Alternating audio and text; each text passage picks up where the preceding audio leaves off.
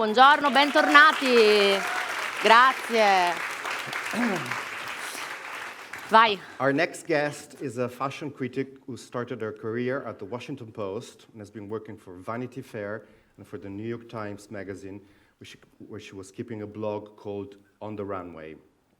In 2015, she has been appointed fashion critic at large for New York's magazine website, The Cut.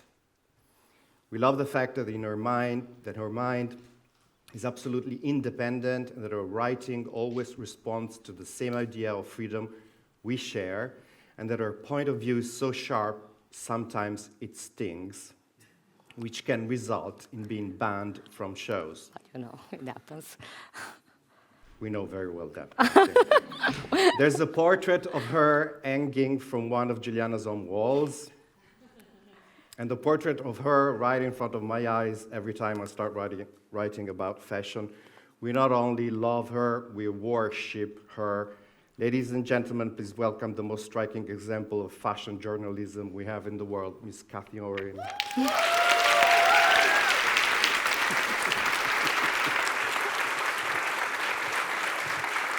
Hello. Thank you.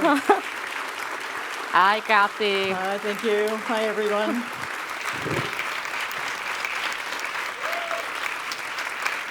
That's great to have you here with us tonight, and a huge, accomplishment, even for us to be in your presence. Yes. Okay. Thank you. Thank you. It's a pleasure. I don't know about worship. Yeah. But then again, I don't know. So, let's start. You said about yourself, and I'm quoting, "I was a tomboy type. My father was a newspaper reporter in Cleveland, and he was a huge influence to me. You always knew you wanted to be a journalist, a reporter, but just not a fashion one. When did you meet fashion for the first time, and when did you decide to become a fashion journalist?" Well, it's true. My father was a newspaper reporter in Ohio, and he left it to go into advertising. And I think always regretted that. So when I was 16, I was editor of my high school newspaper, and then I went on to college newspaper, and so journalism I knew that it's what I wanted to do, which made life easier in a sense. So I went off into this journeyman's role, path of working on a newspaper, and I wanted to work on a newspaper. I graduated from graduate school in Chicago, and it was the time of Watergate, and everybody wanted to be an investigative reporter and work on a newspaper, and I think I applied to like 76 newspapers, and I heard from 2. Oh, God. And the one of them was in Virginia, at the Virginian Pilot in Norfolk, Virginia, which is a big naval base.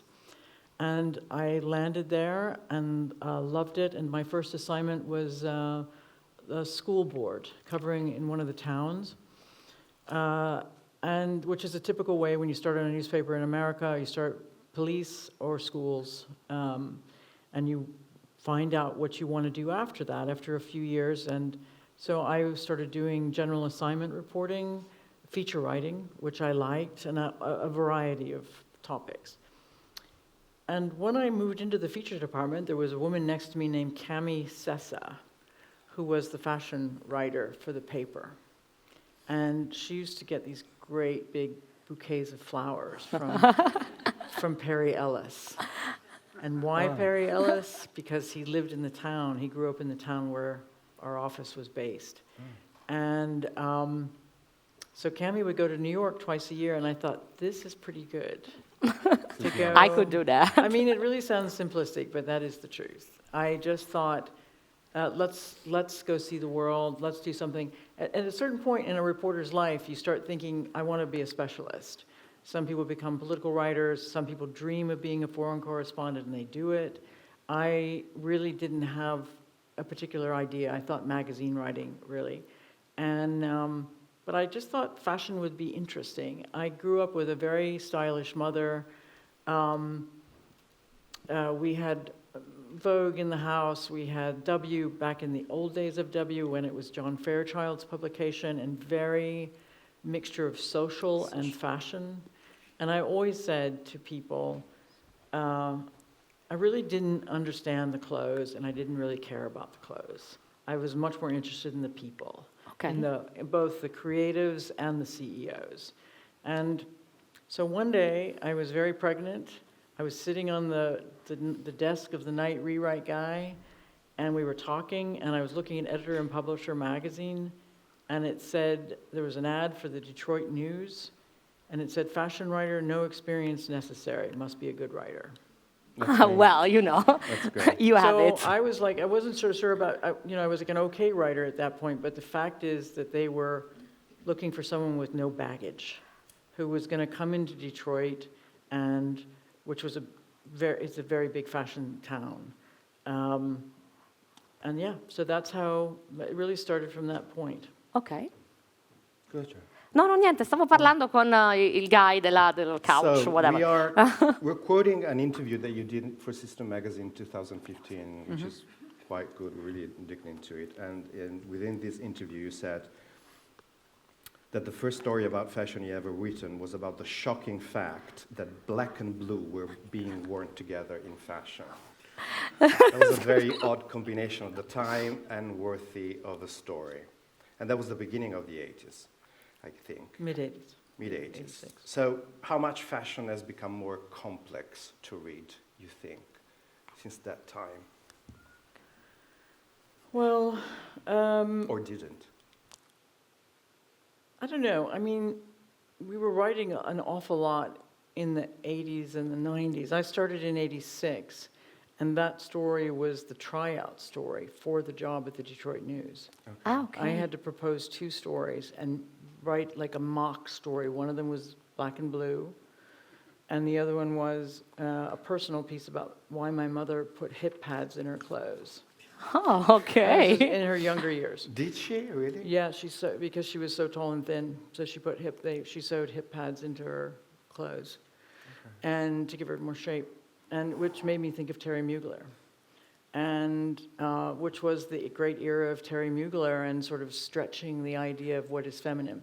So back to your question, I think that in the 80s and 90s, there was a lot of sociological coverage of fashion. You know, what does it mean? What's the street fashion mean? When I first went to London, for example, there was street fashion everywhere. And everybody was talking about, I mean, there was everything happening at Olympia where the shows were, John, Vivian, Rifat Ozbek, and then there were all the exhibition spaces, but there was another story going on the street every day. And so you wrote about that. So there was a lot of that copy. There was also a lot of the whole, very much fueled by John Fairchild and the way W covered society. There was a lot of attention about that. I mean, I came up in New York as a fashion writer. I mean, I was still first at the News and then the Post, but I would spend a lot of time in New York City, and I'd go to the 550 building to see Bill Blass. I met Bill Blass at the Detroit Auto Show. Because he would come... At the Detroit Auto Show. The biggest auto show in the United States, maybe one in the world. And he came to promote a car that he was doing for the Ford Motor Company. All right. Yeah, and so he was like sort of the suave man at the convention hall. And so you're saying there's not a link with what's happening like in the outside world anymore? Or it's not so tight? No, I mean, I think you mean back at that time. Now compared to that time? I don't know. I felt like back then we were doing, there was more of a range of the types of stories we were kind of doing in terms of, I don't know, whether it was a subject on the street or also there was more local type of coverage that we were focusing on that. I remember writing about the kind of explosion of house music in Detroit, which was one of the founding capitals of house and techno, and and I was writing about the designers, and so we were doing that at a local level. Right. So there was a lot of that, and I think a lot of that's gone away, because at least in America, you don't have a lot of local newspapers anymore. The decline of department stores means the decline of advertising to support those jobs. I mean, when I first came to Milan in '86, there were I don't know, 15, 16 American newspapers represented here, Yeah. Oh my covering God. the shows. Of course. A lot. Yeah. Okay. And you really felt the hierarchy of those reporters. I mean, they didn't invite you to dinner, you were like waiting to get sort of push your way into those things. Yeah, it was really impressive, but it represented the capital that was behind department stores and fashion businesses. I was recently I'm diverting here, but I was recently looking at a copy of Azzedine Alaya's first order books it was 1982-83. He had 33 American retail accounts. Wow. Most of them are gone now. So the fact that you had these elements of, I learned a lot about fashion from Detroit retailers. I probably learned as much about how to, So I don't know, it's a hard question to answer because today, I mean, if you look at the kinds of subjects that we cover, they're not just fashion, but they're all kinds of things. And also what we write in New York Magazine for the fashion issues and during the rest of the year, it's just a range of topics. It's hard to say what the difference is. I think the first thing that I think about is just more local is gone now. It is. Yes. So you said that you were self-schooled in fashion in a way, and that when you arrived in Detroit, you arrived with these horrible clothes bought in Virginia Beach. Yeah. And so you felt petrified when you arrived in Paris and Milan to cover fashion weeks there. Nowadays, it seems that to be taken seriously as a fashion critic, you have to be very savvy, not just in the way you write, but even in the way you present yourself, with dresses. And so the lines between a fashion reporter and a socialite, an influencer, start to kind of blur, no? Is it mandatory during these days and age for a fashion critic to always be dressed up to the nines? I hope not. But it does, though. Yeah, it's a good question. It's a good question because you're right, it does and it doesn't. I mean, I got really slagged by Hedi Slimane. That's probably too many alliterations there. But anyway, when I don't know when it was. It was around the time that he was at Saint Laurent, the early years, not the men's years, but when he became the women's and men's designer there. And he made some comment about my clothes.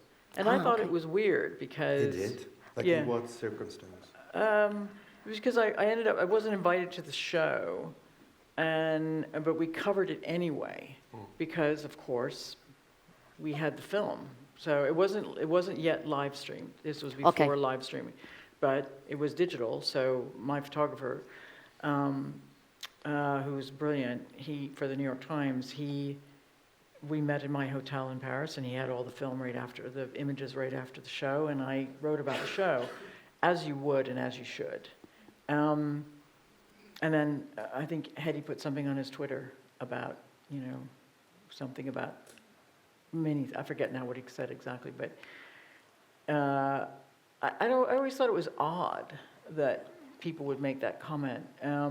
Very Yeah, totally. I think today it would be really seriously wrong to say it, to be that judgmental. But I think, I came along during a time when, I think of people like Isabella Blow and Anna Piaggi and, incredible editors who dressed very well, some quite eccentrically. But I don't know, it wasn't really mandatory that I think the newspaper reporters, as a rule, dressed in a very kind of bland professional way. I think some of us made an effort because we were interested and we were curious about it. And also, it's part of your personal development. You're growing and understanding things, and then you're discovering clothes, and you get crazy about it, and it's fun. But it is interesting. Now we have the whole influencer thing, which is like taken to another extreme, where they're changing clothes between shows, and they've got someone following them, and they've got their dressers and their photographer and all of that. So I try not to look at it too much. As you shouldn't. It's not that interesting. It's okay. It's their thing. I get it. I'm not going to judge them. I think it's a phenomenon of today, and you just cannot turn away from those phenomena. That just is. It's. But I don't necessarily have to participate in it. I don't feel any sort of pressure to do it. So. You are Cathy Horyn. You don't need to do anything. Well, I've seen so many ways of people expressing themselves, and I remember, many people in this room will know Michael Roberts. They'll know the name of Michael Roberts. One of the most, I miss him all the time, and he started out as a writer, was a photographer for Harper's and Queen. He became an incredible illustrator, doing collages. Snippy, I forget the name of the book, Snippy something. And then he became the fashion editor of The New Yorker, and then the fashion editor of Vanity Fair. And he was so much fun to talk to, but he wore like the same sort of rumpled, I think it was Hermes, but it was like very old and rumpled suit all the time with a little cap on, and he didn't care. His brain was going other places all the time. Yeah. Yeah, just have to ask you a question because you said something earlier about, not attending a show because you were not invited, but covering it nonetheless. Right. So you think we can't do that because sometimes people right now say, no, you can't cover a show if you don't go there because it's all an experience, so you're not allowed to do that, which seems kind of elitistic to me. So if you don't go to a show because you can't, because you are banned for that season. Yeah, because you're not invited. Because you're not invited. Right. You have the same right and the same, possibility to cover it in a serious and critic way. I'll give you two examples. Back in the day, and some of you will know these stories, and his books are worth reading, John Fairchild. Mm-hmm. He has great anecdotes about covering, when Cristobal Balenciaga, he would occasionally ban journalists from his couture shows. He would always do a client show and then be a separate show for the press. And sometimes he just didn't want the press there. And John Fairchild set up I don't know if it was a telescope or a long-distance lens in a building opposite Balenciaga, so he could see what he was doing. Oh my God, like a spy. Like a spy, but he also would interview the buyers coming out, because the buyers, it wasn't just clients, it was people, stores buying the samples to reproduce, and in New York and other places. So he got that information one way or another. And the other example I'll give you, which I really cherish, is that when we started the On The Runway blog at the New York Times, which is around 2006, and some of the guys, and the paper at that point was only maybe 10 years into digital. So we were just starting blogs, and somebody came to me and said, how about starting a blog for the fashion blog? And I thought, yeah. I thought about it really as a way of just putting the things in that I didn't want to take the time to write for the broadsheet, because it's a different process and you go through a different editing thing, and it's very, very serious, very strict. So the blog was a way of just like commenting on like the bad makeup on the Emmys or something like okay. that. It was really, that's how I saw it. But very quickly, we gathered a group of people around the world. One of them just sent me an email, a text message the other day, Marco, who lives in Ljubljana. And Marco... In Ljubljana. That's where I was born. Marco Jenko, this is his name. He signed on as Otra initially, and he was one of the people who would contribute to the blog, comments. And we had Franz, we had all these other guys and girls. We had professors from universities. Sometimes Marc Jacobs would come in. Okay. We had a lot of people. We would sometimes have 40 comments on a show. And one of the things that drove me bananas, it always happened here in Milan, because everybody wanted to talk about Prada, and they wanted to talk about Jill Sander when Raf was at Jill Sander. And they would start commenting, and I don't know how they saw the images. This was like 2007. And somehow, on the internet, they found enough images. And I would set up the post before I went to Prada, just to get them going, like to give them a space. And then I'd say, okay, I'll come back once I write the review. If I looked at that review, if I looked at the comments, I was going to be influenced. These people were so smart. So they weren't at the show. Right. They saw a lot. I'll never forget, Musha did a show that was kind of strange and frumpy, and it was a different kind of femininity for what she was typically doing. It was kind of a controversial show. But all of a sudden we got all these people talking about, feminism, shields up feminism, shields down feminism. I mean, really thoughtful comments about what they saw.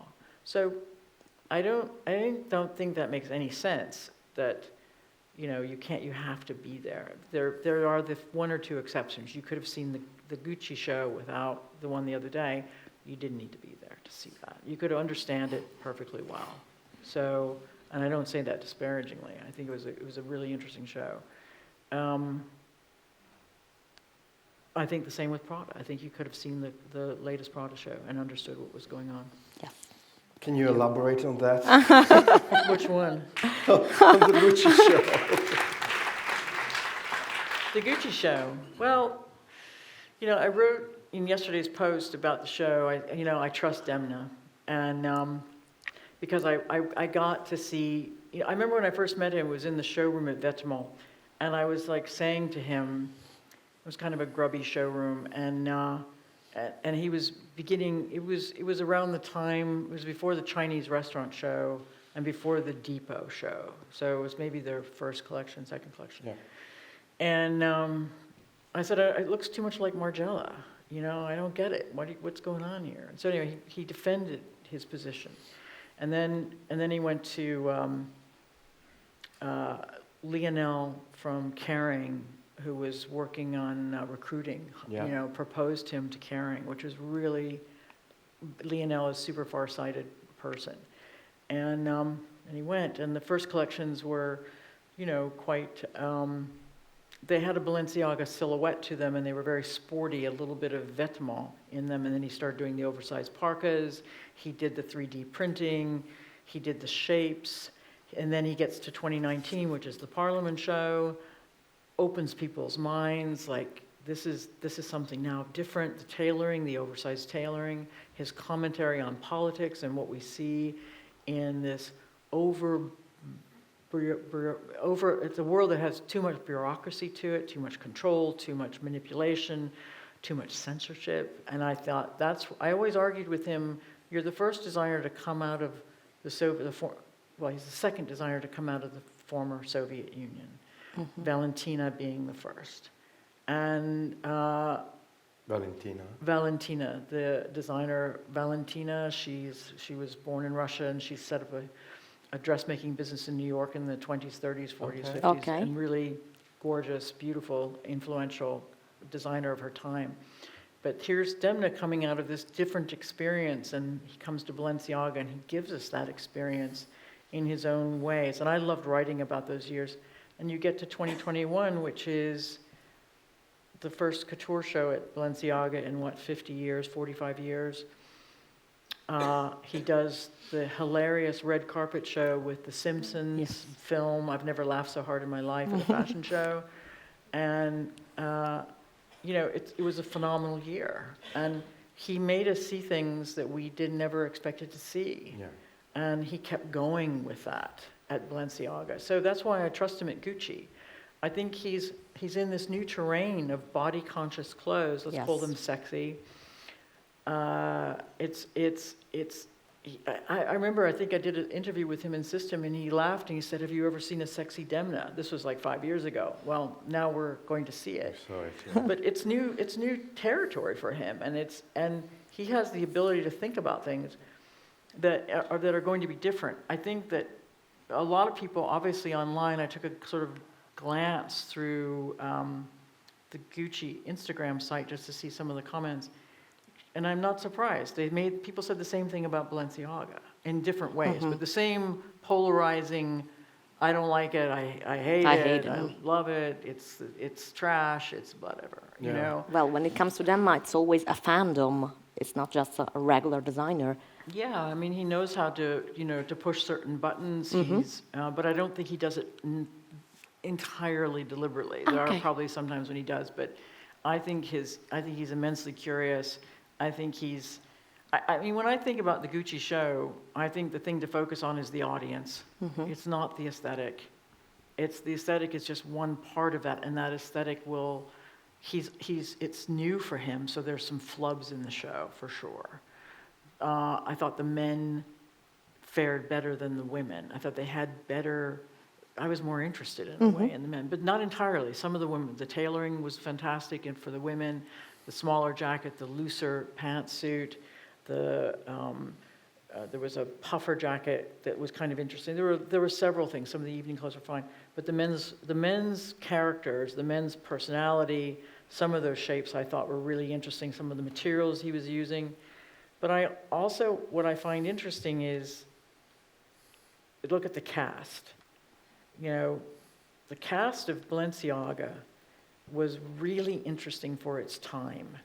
And it went well beyond shape and race and age and gender, which casting should. But in this case, it was also characters and types that we had not seen. You really saw it in the Parliament show, when these just people who looked like they were walking out of the television set. I don't mean the Real Housewives either. I mean, like, the people that you see on television news who are the bodyguards and bureaucrats at some government situation. And I think he kept evolving that. He kept with the same cast, like Eliza Douglas and Yuri, who was his fit model at Balenciaga for the whole time, and many others, Mintu. But now we have this cast, and it matters. Yes. Demna is one of the designers who says to you, as does Miuccia Prada and Raf, the cast matters. And it should be a reflection of something in our society and time. And so he has young internet rappers. I don't know who the hell they are. I don't. None of us do. Us neither. And so that's interesting that I don't. And he has girls who I don't. So he has top models, but then he also has girls I don't know, which is good. But they also look different. I was also thinking of the casting of Dario's show for Versace last season, which was, again, a really great cast. And I love that show. So I don't know. I when I say the audience, we just live in a different time, and it's happening so fast with the internet, social media, a huge younger generation. They have different tastes. They're not as obsessed about fashion. They're obsessed about fashion, but they don't follow fashion as an intellectual thing necessarily. I think they move around. They try this. They try that. I think it's very different. And I think in a weird way, and I haven't put my finger on it yet. I just kind of blurted it out yesterday in the copy, where I was like, this is really interesting to me that I don't know who this audience is, but I trust Demna to go there. And there's a little bit of, as Deep Throat said, follow the money. There's a little bit of that going on in there, because he's finding out about a society that's going to spend money in different ways and show themselves in different ways, and has just a freer attitude about it. Yeah. So that's how I saw it. But can I ask you, because you walked in one of his shows. In Balenciaga show. Yeah. How did this come about? Whose idea was it? How did it happen? That was really funny. It was a good he kind of snuck up on me. So I went to see Demna in his office at Balenciaga about something else. It was like before the shows. I forget what. I wasn't interviewing him, but I had to go and talk to him about something. And I walk into his office where I had never been before, this part of the office, which is a real private office. And there's a simple long desk, beautiful desk. The room is empty except for the desk. And then there's a big wall behind the desk with all these Polaroids on it and other types of photographs. Obviously, it was all models, for a cast. But I didn't really look at it. And then, because I was looking at the photograph opposite his desk, which was a portrait of Cristobal Balenciaga that I never saw before. Okay. And I was immediately taking pictures of it. And it was so gorgeous. And so I thought, you get to look at Cristobal every day of your life. I mean, it was really great. And so then we went into this other room to talk about whatever we were talking about. And when we came back to the other room, and he said, I have to ask you something. And my picture was on the wall, but it was turned around when I walked in. Wow. Okay. Yeah, so then he showed me, would you be in my cast? Oh my God, he proposed in a way. Kind of, yeah. So I said, I have to ask the office. I have to make sure they don't have a conflict with it. Mm-hmm. And they didn't. And I mean, So you never thought of saying no? No. Would you say no? I've always wanted to be a Paris model. Don't we all? Don't we all? I mean, it's an experience. It's an experience, and I love models. I love watching them. I love talking to them, and not just the models that I kind of know, but the models of the the 50s and 60s. They're like Susie Parker and people like that. And Balenciaga had some really great, odd models, and so yeah. And I think it also went with the whole storyline of the storyline and the evolution of Demna in the fashion industry, which has really been fascinating. So, and that cast was also his mom. She was number one in the lineup. Two of his teachers from the Royal Academy, Linda Lopa, I know very well. She was right behind me. Renata, who's a Russian actress, screenwriter. She was in the cast. I think she got the best look. And then Inga, who does makeup, did makeup for Margiela and does makeup for Demna. So, and then Maren Arzaluz, who became a really great friend of mine. She is now the director of the Guggenheim at Bilbao, and she's a Balenciaga expert. So that experience kind of solidified a lot of friendships. It was good. That's great. So we are living in times when it seems that as fashion critic or fashion reporter, it's always more challenging to keep your freedom from brands. Unless you're Cathy Horyn, you can say whatever you want because you're Cathy Horyn. What would you suggest to someone starting their careers in journalism now? Well, I think your freedom is less important than your voice. That's what matters. People will find you if you have a voice, and if you have a way of using the language, and I think that, I was fortunate that I worked for newspapers that didn't care if the advertising was pulled. And also defended you in a way. Yeah, the New York Times had a policy that, so if the advertising, I never found out when the advertising got pulled.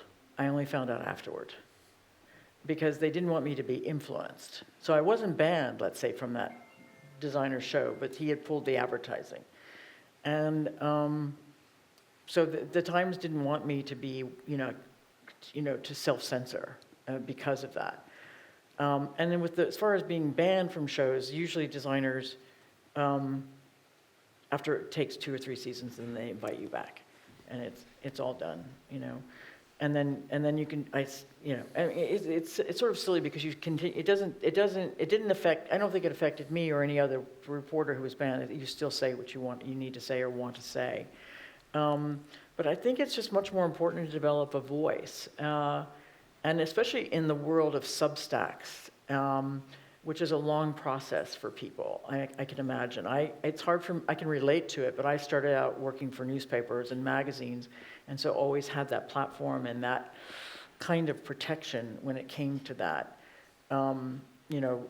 getting flack about criticism.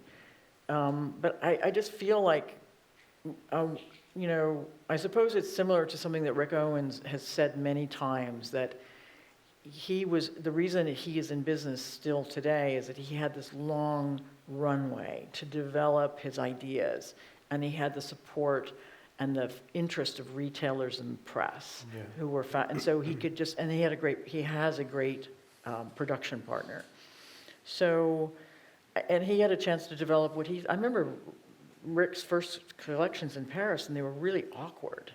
I mean, but he got through all that. He worked out his ideas, and he has remained incredibly consistent, both from the commercial side and both on the more artistic runway side. He's really a great example. But I think as writers, and if you have a Substack, I think that is one way you can do it. But I think one of the things that's happened, which I don't know, a young person could probably say more about this than I could, but you know, we live with TikTok and Instagram, and I don't really pay attention to TikTok. I do pay attention to Instagram, and I started out with Twitter, loving Twitter. Just recently, you mean? No, in the early When it days. was called Okay. Twitter. I jumped on Twitter when it started. I love Twitter. And because it was like, can I sum up this collection in 125 characters? Okay. It became like a challenge. Just sit there during the show and try to say something sharp and concise about it. And there was a lot of good exchange with readers and other people through Twitter. Are you still on it? No, I got off like 10 years ago. Okay. Oh, God. Yeah, long before it went to X. It got too toxic. You know, that really, it took too much time. It was like, But toxic in a way that people were responding in. Yeah, just you know, terrible stuff. You know, just nasty stuff. But and then but it wasn't just directed at me or somebody I knew. It was just generally across that platform. But I just think that one of the things, this is what I was saying, a young person might have a more insight about this than I would, which is because there's so much visual stuff and audio stuff on Instagram, and some of it can be funny and clever, but and I don't want to sound, you know, I mean, because some of it is really clever. I laugh when I hear some of this stuff, and people are very good about being succinct about, but at the same time, there is this horrendous way of phrasing things for videos like for YouTube, where it's very reductive. They take like biographical information that's out there, historical information that's in books and and then they compress it into something to like 30 minutes of and then this happened, and it's incredibly damaging to the subject. It's reductive. It's not. It does not have an understanding of great language.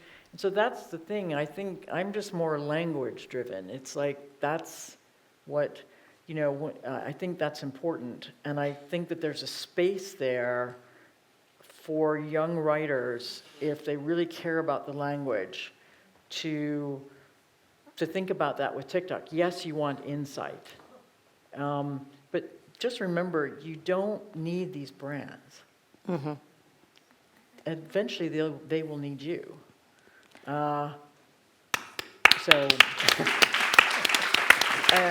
We want to say hi to all the brands that don't invite us, so who cares?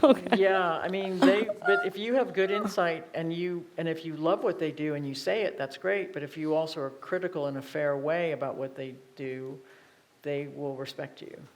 It takes time, though. Nothing happens overnight. Yes. So where are we at with Eddie Slimane? Wow. I mean, you know, actually, I used to see Hedy during the Saint Laurent men's years and then the Dior years, and we used to talk quite a bit. And he's Because when did the I think when he was beef at happen? Saint Laurent.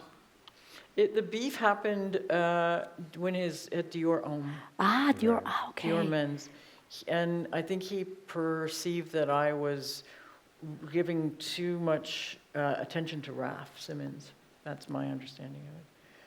I'm not sure, but I think he said that in a yeah, I'm not sure, but I think that was the sense of it. I think so. But I've kind of forgotten now. It's been a long time. But I did actually reach out to Hedy when he was at Celine. Okay. So I was invited back to Celine, and he was there, and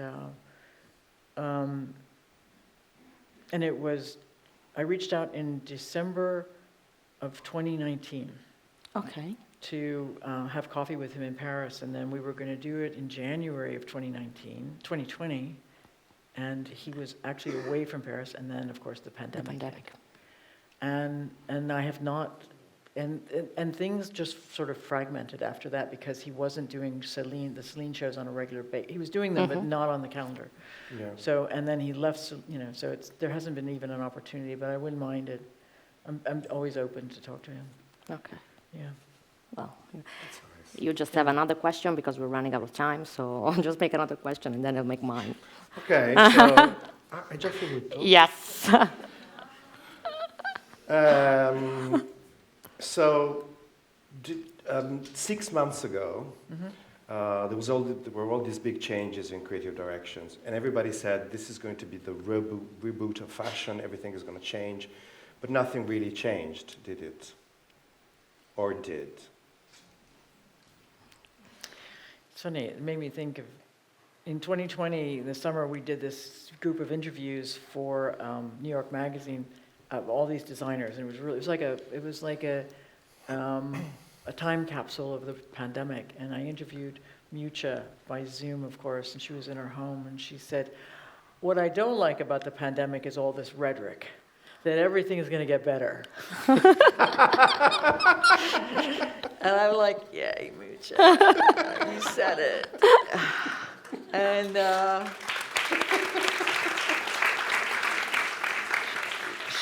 she is the best. And yeah, so but I don't know. I kind of beg to differ. I think that some of the houses needed to renovate. And I think if you look at things on a case-by-case basis, I think the industry is so monolithic now, and it's just it's got so many demands and so many, the things that it wants to solve and who it wants to face. And it's also very interested in numbers. And I don't mean economic numbers, I also mean data numbers. And these are all realities. So I think that Chanel has made an incredible, I love what Matthew is doing there.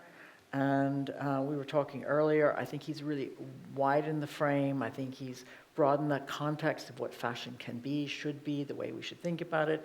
He's opened up our minds to a less predictable way of thinking about Gabrielle Chanel. I think that's super important. I think Jonathan Anderson at Dior, give him time.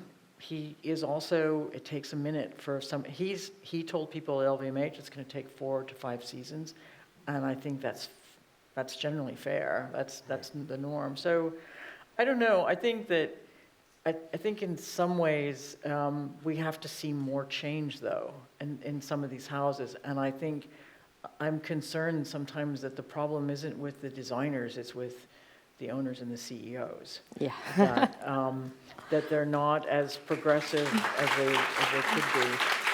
And I think they're also, we don't, someone said to me, it was the costume curator, Olivier Sillard, said, I wish we had some of the mad geniuses that we had before, Galliano being the last one.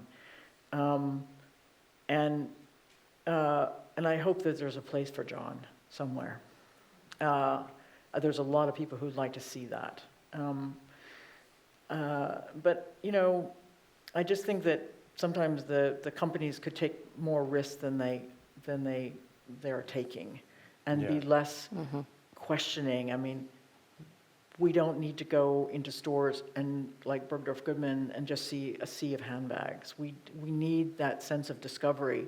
I think consumers, everybody knows people are not stupid.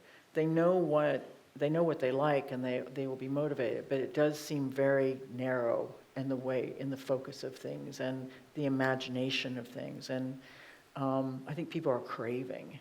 And I don't mean craziness. I think that sure, Chanel is very expensive as a brand to buy, but and it always has been. But at least it gives you so much inspiration and so many ideas about how you can look and not so doctrinaire, not so rigid in its thinking. Okay. So.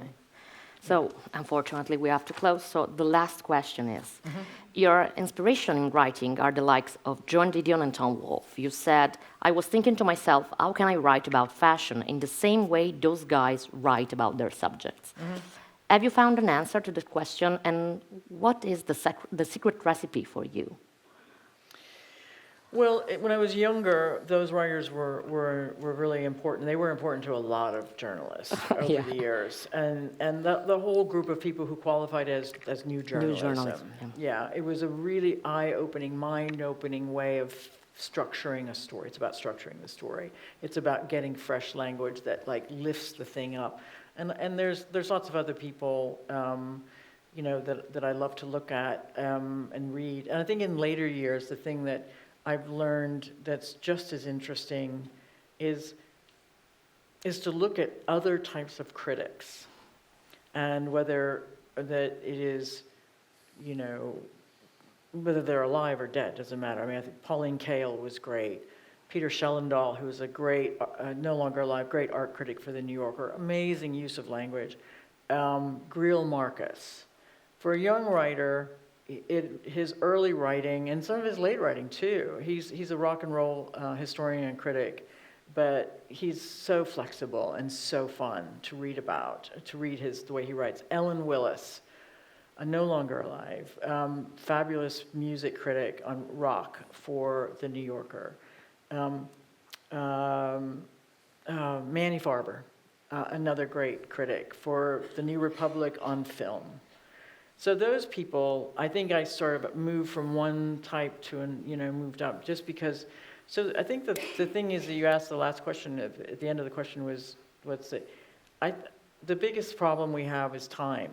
You know, we don't have enough time to just sit and think about stuff and ponder it, and I think that's really the thing. And sometimes I just like to just read something else to just clear my head. But I think, yeah, that's always the sweet spot. It's hard to get to, but it's time. It's like just, that's the least encouraging thing I can say. I mean, we're all facing that, but it is the essence of writing, and also what everybody always says. Gore Vidal, tons of writers have said it. You only learn to write by writing, and Tom Wolfe used to say it, that you can't wait for the muse to land on your shoulder. And that's what great thing about newspaper writing is, that you just keep going and you just kick it out. But I still think that, you have to be in the process to learn how to do it, and to make the writing you're working on. It's not newspaper writing you write in one draft, because you don't have time. But in magazine writing, you write 2 or 3 or 4 drafts. And that process is really great to be able to do that. You see more, understand more. Thank you. Thank you, Cathy. Thank you, Thank you.